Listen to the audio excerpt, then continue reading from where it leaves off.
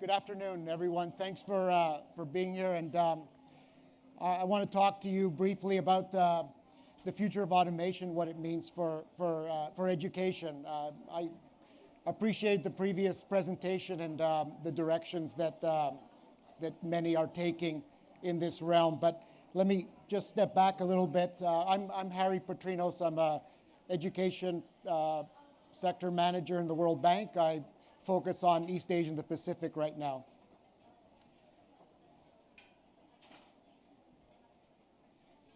There we go. We really are in a revolution of school access. We went from, as you can see, less than 2 years of schooling on average in the world in 1900, and pretty soon the convergence of at least a full or close to full secondary education will be the reality for most people. So really tremendous access.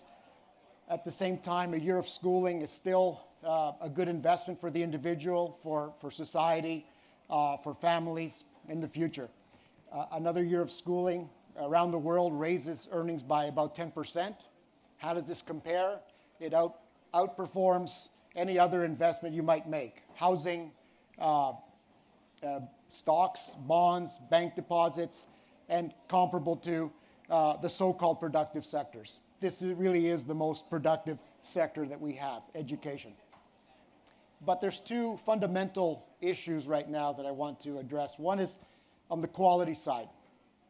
The other is what we're seeing, a real shift in the kinds of skills that the employers, that families, that society demands. And the previous presentation alluded to some of those challenges. On the quality side, although we've had this tremendous increase in access to schooling, still 264 million school-aged children out of school, according to UNESCO. Even more worrying, more than 260 million children are in school, several years of education, but cannot read a single word in their language. Horrible statistic. And it's estimated again by UNESCO that 1 in 4 young people are unable to read. So these are the quality issues that we're dealing with. Pretty much fundamental skills are lacking for way too many students around the world. The skills are also changing, what's being demanded in the labor markets, and we have some evidence of this over time. What's being demanded are the so-called non-routine, analytical non-routine skills, and a real decline in manual and routine cognitive skills. So a structural transformation in the kinds of skills that are being demanded around the world. Increase in social skills, the demand for what's defined as social skills.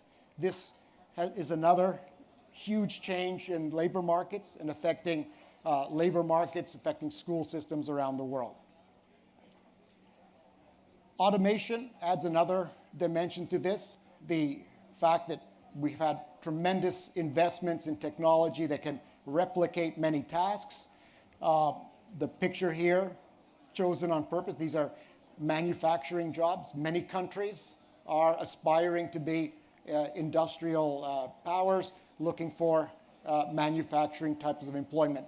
These kinds of jobs are being automated all the time.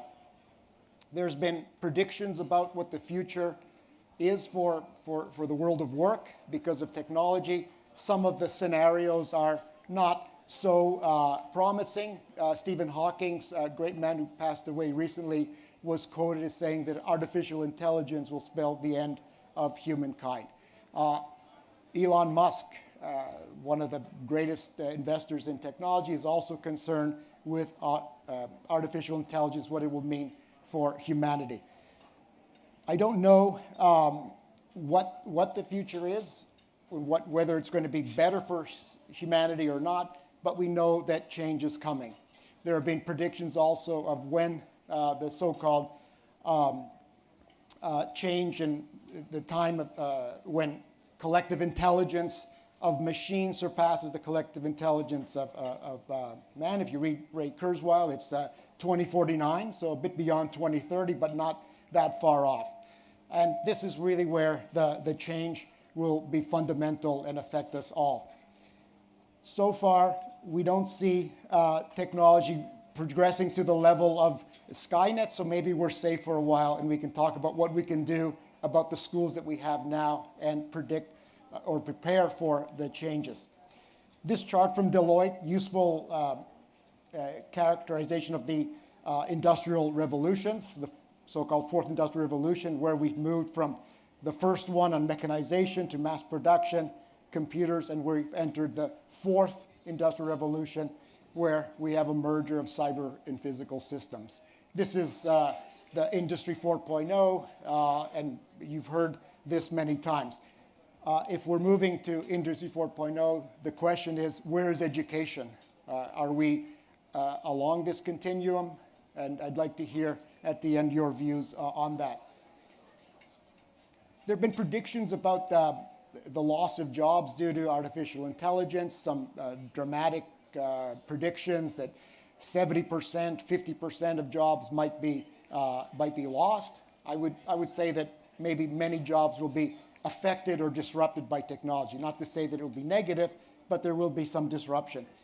The prediction of which kinds of skills or tasks will be automated, some of them are pretty obvious. The one I find most interesting is that computer programmers on this list. So the same people that invented technology are at risk of making themselves redundant. So fundamental changes coming to the kinds of skills and jobs that might be demanded in the future.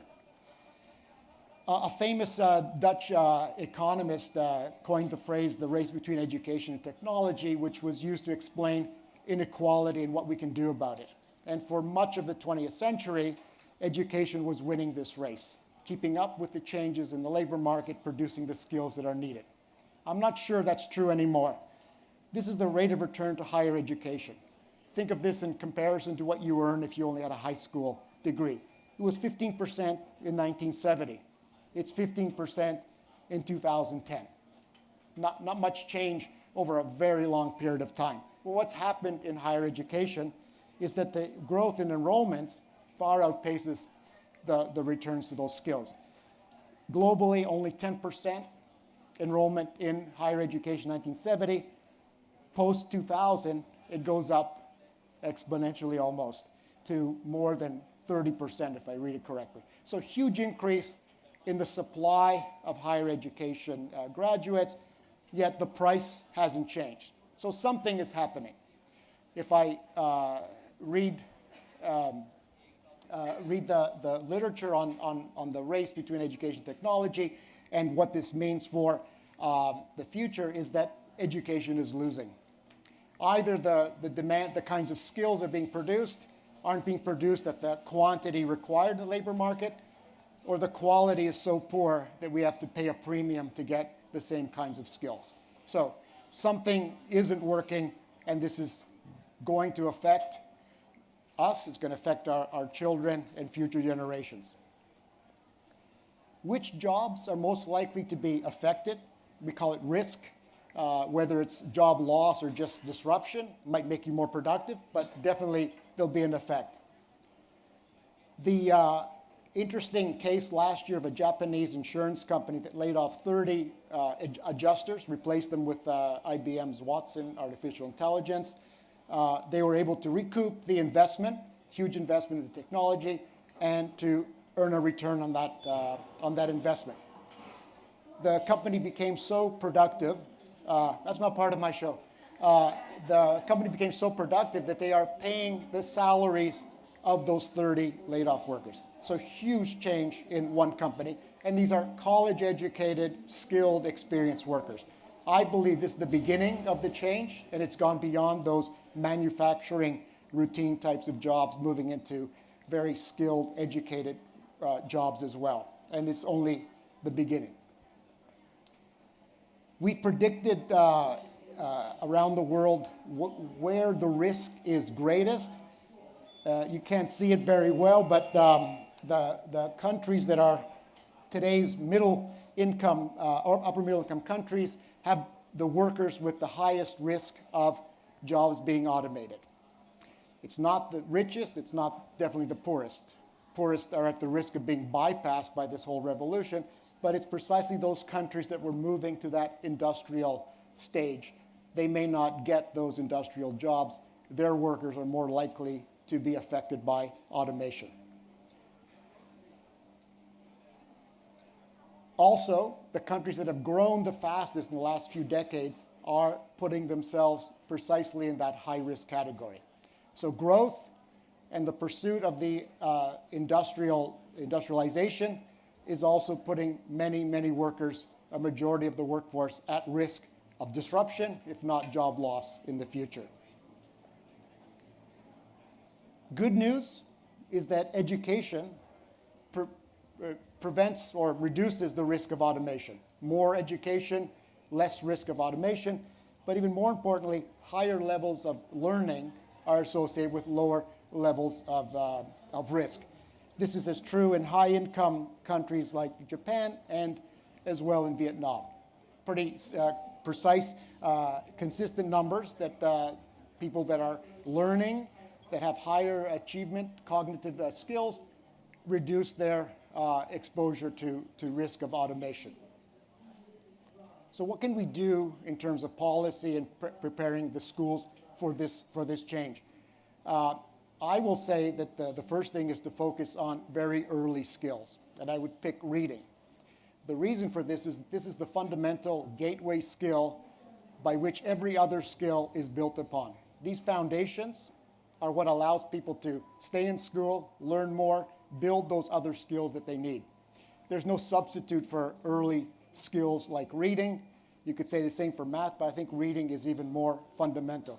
Those countries that have been able to progress the fastest in education and economics have built the foundations of early reading and built upon that. Many developing countries are facing a challenge because too many of their students are not able to read. It's about a quarter of the world's youth are unable to read, 260 million school children, but also in middle-income countries, including upper-middle-income countries, about 50% of the students who have gone to school for 8-9 years are reading at a level that would render them essentially functionally illiterate in today's world of work, let alone the future world of work. The other priority is relevant skills. What do I mean here? I mean teamwork, skills that build teamwork, problem-solving skills, communication skills, learning. I include learning, the ability to continue learning. Lifelong learning will be a reality. You heard in the previous presentation what that might mean. The ability to continue learning will be fundamental going forward. Those skills that often school systems don't focus on need to be built upon, again, a strong foundation of early reading literacy skills. So I asked you where you thought we are in terms of education. Are we at 4.0? I used a very simple description of what I thought education 1.0 would mean. A schoolhouse with a teacher standing in front of students. Maybe education 2.0 has more collaboration, the use of technology, and the teacher becomes transformed into more of a facilitator. 3.0, the connected and personalized learning that many people call for. And education 4.0, not exactly sure what that might mean, but definitely we'd have lifelong learning, real lifelong learning, driven by autonomy and purpose. My conclusion is that we're pretty much here. We have examples of 2.0. We have a lot of talk of 3.0. I'm not sure that there is a school system that has moved much beyond education 1.0. The classroom of 1900 is not very different from the classroom of today in many, many countries.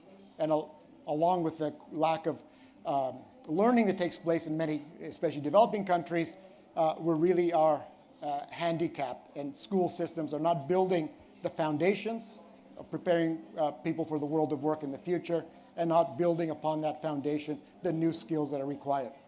We should be in 2.0, but we're really just talking about 3.0. And in fact, I think most school systems are here. We are a very conservative sector. I do believe that education is the answer to the problems that we have, but it is a very conservative sector, and we haven't progressed very much despite many pilots, many experiments that have shown that it is possible to have collaboration. It is possible to integrate technology. It is possible to have individualized or personalized learning. We just don't do it on a mass scale in pretty much any system that I know. I have a couple of examples of where I think countries have moved much closer to 2.0 or even 3.0. I'm happy to share that. But on the whole, the countries that I'm interested in, where I work, developing countries, especially lower income countries, we are not moving beyond 1.0 yet. So the future of education, you heard one example earlier. If you weren't here, the discussion was about blockchain for recognizing credentials. If we do move to a world where lifelong learning is a reality and people need to keep developing their skills, keep building new skills, we do need to prove those credentials. I don't think the pieces of paper will work in the future, so we do have technology for this, and it was good to hear that there are companies and countries even that are adopting this. So having a blockchain, a distributed ledger, a transparent system that's unhackable, that allows people to verify credentials, I think will be a part of the future of education and a positive step. There are 3 universities, last time I checked, that are using blockchain to verify diplomas, including one school in MIT. I also heard of one university that's using accepting Bitcoin for payment for schooling. I think that's also something that will catch on. The area I think where we could have a lot of hopefully positive influence would be on the question of assessment. There's too little assessment going on in the world. My organization, the World Bank, published just last year the World Development Report that focused on education and documented a learning crisis in the world. And one of the dimensions of that learning crisis was that there isn't enough measurement about learning. We need to get more serious about this. We need to provide information early on to schools, families, and systems to make those early investments count. I think the technology can help us improve the level of assessment and help have continuous assessments that are useful for individuals, their families, and especially their schools in order to improve. The worry I have is that perhaps some might use the technology to early on signal people's abilities that might force them into tracks too early in life. I think the success of the high-performing education systems, whether they're in East Asia or Finland, is the comprehensive school system and the lack of early selection and tracking into systems. So assessments and using new technology could be a very positive effect. I worry about applications that might not be used for development, rather for tracking, which I think would be a worrying trend. Verification of diplomas, this is a huge issue in many countries, and I think technology, blockchain, would be particularly useful. But the area that I think that's already taking shape is the so-called transaction-based education, where the use of technology might be for things that are useful, like the certification of lifelong learning, but there could be other applications that could help us improve learning outcomes significantly. One example, school choice. There are many people who are going to schools that might not be a good fit for them, but because of distance, cost, it's difficult to get other kinds of experiences. Technology could allow for reducing that distance, but then also allowing people to have greater choice in the kinds of instruction they need, which will become very important since we can't predict which precise skills will be in demand. We do know that having more choice would be useful. The other element about transaction-based education, maybe on the negative side, would be how we get a merger between private and public interests. Could be some very positive applications, but also maybe some worrying ones. The most worrying one would be on the equity side. If this all becomes something that's available to people on the basis of payment, we could have growing inequality. We already have growing inequality because of the skills gap that we have. If it also is linked up with technology and access, So public policy areas would be to ensure that transaction-based education is something that's available to all and not just those who can pay. And I think we could use innovative financing for this. Blockchain for credits, good to see this already happening in the welcome package. I saw there was a card there from a company that's doing this, and we heard the presentation earlier about a real application. I think this is a very positive thing. Assessments, I think this could go either way. Again, public policy goal here would be to ensure that the assessments are being used to develop student skills rather than track them narrowly. And the verification of diplomas can only be a positive aspect. The payment for schooling, this could be a very interesting phenomenon. It could also, with some innovative financing, allow for greater investments using future resources. We've done this in higher education where future payments are used to pay for education today. I think we need to do it for other levels of schooling, especially for lifelong learning, where the cost could be tremendous. But if these are real skills that have a payoff, we could find ways of using future payments to address these. I do want to hear from you, so we can open up. We have microphones, so thank you for listening, and I want to hear your questions. Thank you. So basically, when you spoke about the different levels of education, right? One thing that I thought about was in the future, currently, like, you see students in, you see children in low-income countries who don't have access to basic education, like the level 1 of education. So in the future, like, in order to, make progress in education as a whole, or to, like, close that skills gap you spoke about, do you think that we should prioritize on building the people who already get some access to education and bring them to the 4th level? Or should we first make sure that everyone and all students have access to the basic level of education? What would you prioritize first if you had, like, the way, the opportunity cost, and, like, the cost-benefit analysis and everything? Right. Great question. If I can just add something to that. Please. Thank you for your presentation. That was really nice. So basically, with that, like, the investment issue comes as well. So if we want to close the gap of inequality, like we have been providing basic education for a long time, and especially for the developing countries. So if we do it for that group of kids or that group of people, so what about those who are still at the basic level? So how the investment would come, and what do you see in that?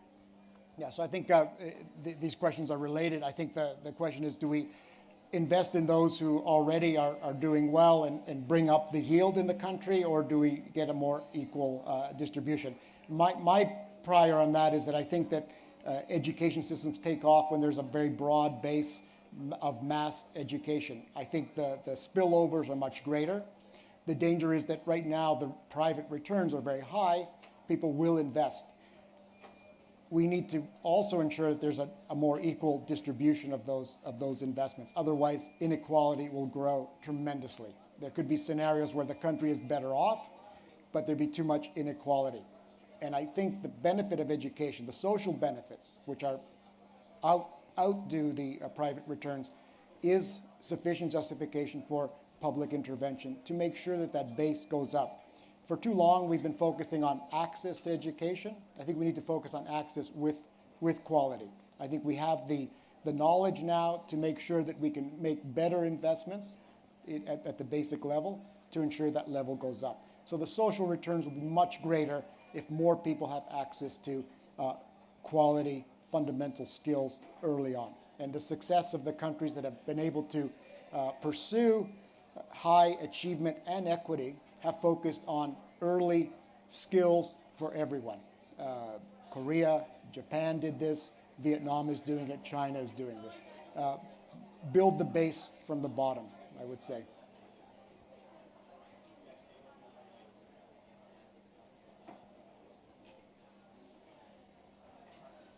Hi, Harry, thank you. Tell us something on the positive side with respect to where the jobs are going to be. We see you had that list up there. Where do you see the jobs actually happening in the long run for the next 20, 30 years? Right. So it's hard to say what will grow. I think what we read the same things that everyone does. the idea is that skills that allow for better use of technology to make existing skills more productive would be in high demand. So people who are able to bring in those skills that can't be automated, but they can use technology, will earn a very high premium. The labor market will benefit from those skills. Creative types of skills, things that again aren't easy to replicate or to automate, will have a high premium. I think we're going to see many more new types of jobs than we had in the past. I also think there'll be a lot of high-skilled individuals who will find it very difficult to transition. The reason I say this is the last time I checked, 8 cities in the world have adopted basic income programs, meaning that they pretty much are saying that they can't guarantee work for everyone. They might as well pay people not to work. So we're going to see one scenario is a bifurcation of people that have high levels of skills, can incorporate the technology and will do very well. Others won't find it easy to find full-time employment, which will make lower skills much easier, much more affordable, so we could have a growth in unskilled labor at the same time that we have unemployed high-skilled labor. But in terms of jobs, I don't know. In terms of skills, definitely skills and the ability to relearn would be the fundamental difference between being at risk of automation and having a job in the new world of work. Harry, Yo. I thought this was really a marvelous presentation. And I think this is something on which there is, among the experts, quite substantial agreement. Maybe not with the last point, whether this should lead to, say, jobless income, because that would mean too much of a separation in society. But my main point, as you know me, as a former minister for a long time in the Netherlands, not doing badly, but I think the Netherlands is not doing badly in education, but still I felt that the Dutch education system is not moving around in the way in which you presented it should be. Revolutionizing education is not happening. So, and that is because someone mentioned this to me a couple of days ago. One of the leaders in education said 9 of the 10 teachers are actually not interested. They just want to do their job. So how to bring about this change within the system? Of course, you have forceful ministers, but at the same time, if they, indeed, as you mentioned, if the education community is so conservative, we are simply losing our game. Yeah. Thank you, Jo. And I love the Dutch education system. I think it's one of the premier examples of choice with public guidance. I think it's really world-class and well-positioned to make that transition. But let me give an example from another country that I think is doing it in a way that might make a difference. Japan is a country that focused on the fundamentals early on and did very well in building the human capital for their economic growth. They're reforming their system again, and they've adopted a tripartite new curriculum that maintains the fundamentals, the cognitive skills that they're very strong at. It adds what they call a spiritual dimension, integrated learning, which I think is the creativity that's called for, the non-cognitive types of skills, and social participation, using the school to build that sense of community. The way I look at that is precisely the definition of 21st century learning. Strong foundation, non-cognitive skills being integrated into the curriculum as a subject, and building that social participation that we're going to need. I think that is the way to motivate the system. The other thing they do, which is brand new, and perhaps I didn't know any other country that did this, but a teacher in Japan, although it's a highly selective system, only the best can go into teaching. Every 10 years, the Japanese teacher has to renew their license. And I think that will also add an incentive for them to keep those skills at the forefront. I think those are examples of a 21st century school system that puts teachers at the forefront by investing in them, giving them the skills, and then continuously improving their capacity to learn. And if you look at Japan in the international assessments, they were number one in 1965. They're number one among those countries in 65 that have been in testing. They continue to improve. It's only one dimension of the quality of education, but it's an important one, and I think situating them for the future. So watch Japan. Yeah, it's really interesting. One thing that I found interesting was the Japanese company laid off those 30 people but paid them. Yeah. And you've also talked about experiments with universal basic income. It seems to me that, in a sense, we've got to prepare, if you like, two types of people here. One is that going to do the high-skill jobs that remain, and others who are going to have to sort of perhaps do less, do things with fewer skills, and actually have more free time, which could be a good thing. So in a sense, you've got to educate people to be good citizens in a society where they're not necessarily getting their worth from their jobs. Now, how you described Japan was interesting. Do you think it's possible to have an education system that could fulfill both those goals at the same time, or is there a conflict between them? So I think the complicating factor even for the Japanese system is that they've made this wholesale reform, but it really applies to everything up to the end of secondary school, because that's the time of the selection exam, right? So everything else has changed, but that they've maintained. Until we, really attack this element of education as preparation for an exam to a higher level of schooling, there's going to be limits to what the school systems will do.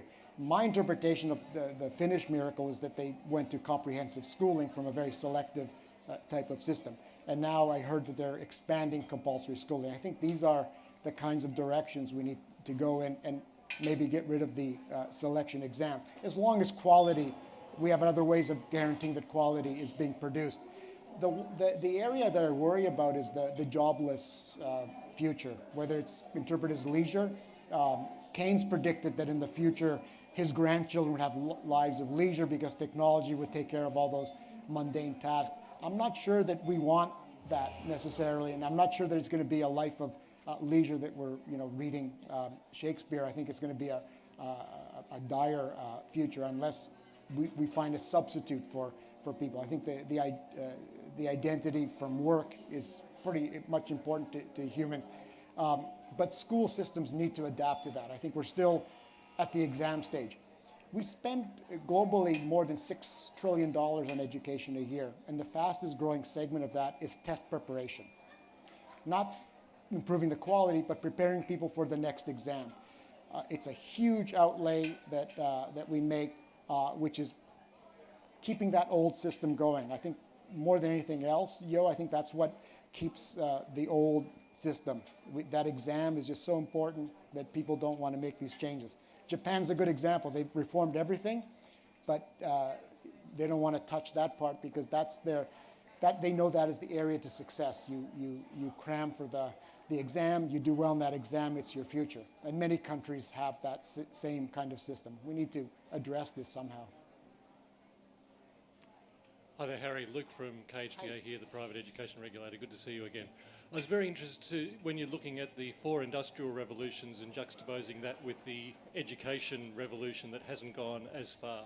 I was wondering, with the education revolution, do you think that it is a staged process from education 1.0 to 2.0 to 3.0 to 4.0, or can there be leapfrogs to get up to 4.0, and how do you see that working out? Thank you, Luke. I definitely think that that it's possible to leapfrog, and I think it is happening at a small scale. And I think there are jurisdictions throughout the world that have decided to give up on 2.0, 3.0 and jump ahead.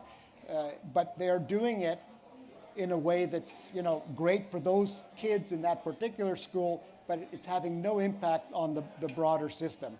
I think that's the danger. And again, that's another symptom of what growing inequality will produce, is that some people will get that 21st century education, but it'll be a small fraction of the population.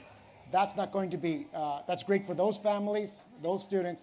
It's not great for society. I think we have to find ways to leapfrog together. I'm not sure that a system can leapfrog. I think we need to build the foundations.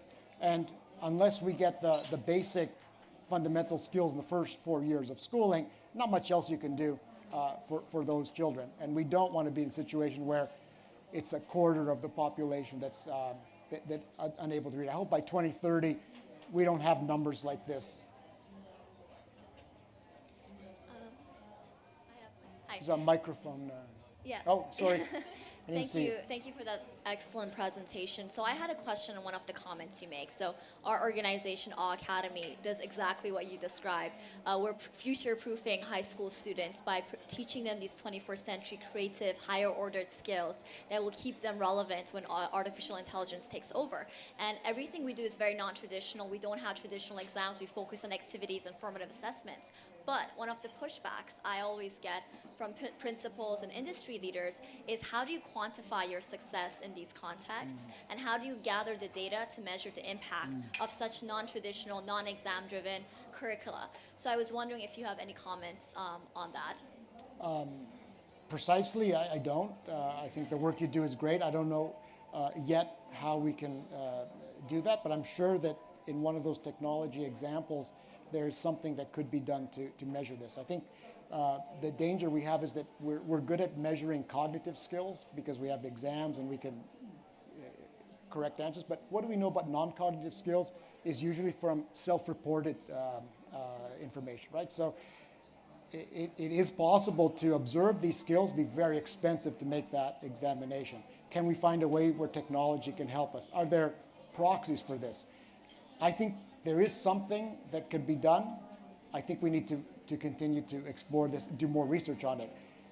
The analogy to this would be the intelligence test. These were invented to predict mental delay. It turns out they're not great at that, but they're great at measuring cognitive ability. So IQ tests are all over the world.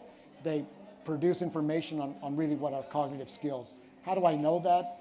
The correlation between an IQ test and TIMSS and PISA is very high. We are measuring cognitive skills. So by accident, we invented something that measures cognitive skills very well. Hopefully it can be done for the non-cognitive skills and the 21st century skills. But this needs research.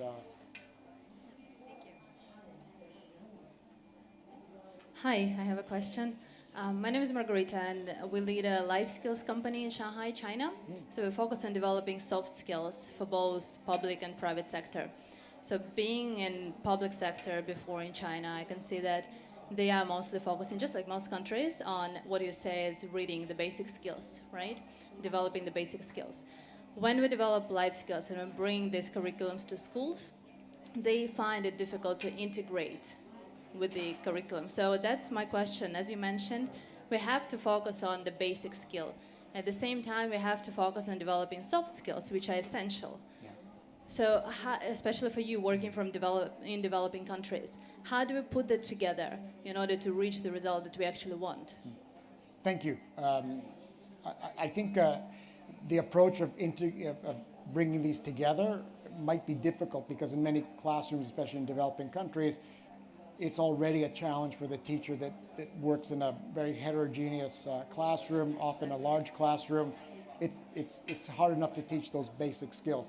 One approach, again, going to Japan, the way they brought these integrated skills is to make that a subject without a detailed curriculum or a test, but giving space and time for building those skills. According to the OECD, that integrated learning course was one of the factors that explains their continued success on assessments like PISA. Don't know if that's a solution everywhere, but I think we do need to have purposeful time for building those skills, not try to retrofit every subject in the curriculum. Well, that's exactly what we have. And we still see that the need to integrate and to develop critical thinking throughout the subjects like math, literature, any kind of subject is crucial. So, of course, there is a question of teachers not having time. But this is still a big question of how to do it, and schools want to do it, and nobody knows how. Well, I keep doing it, and I would say evaluate this, see if it works and for whom and how. I think that's the only way we can learn is by trialing things and evaluating them. Thank you. Thank you. Thank you for a very provocative presentation. I wondered whether your 1.0, 2.0, and so on, whether they could coexist, and that there are perhaps times in a child's education or areas in a child's education where 1.0 is still relevant. I mean, after all, we're sitting here, or standing here, in a 1.0 environment in many ways, and I still think it's very useful. Yeah. And I don't see any reason why you can't combine, certainly at different stages of a child's education, 1.0 and 4.0, and perhaps for learning to read, the 1.0 might be one of the most effective ways of helping children. Yeah, I don't disagree at all. I think that is really how we need to do it, and for many countries and many systems, that is the best way to do it. I think the difference is that we're actually not making progress at any level is the point. And clearly there are exceptions to this, but I think they're islands within larger systems. The systems are pretty much at the 1.0 where it's useful and where perhaps there should be some movement. But I agree with you, for the fundamentals, we need to make this standard and use approaches that work.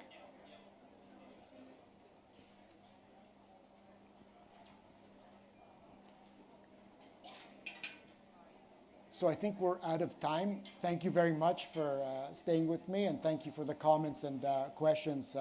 Happy to talk to anyone about these issues. Thank you very much.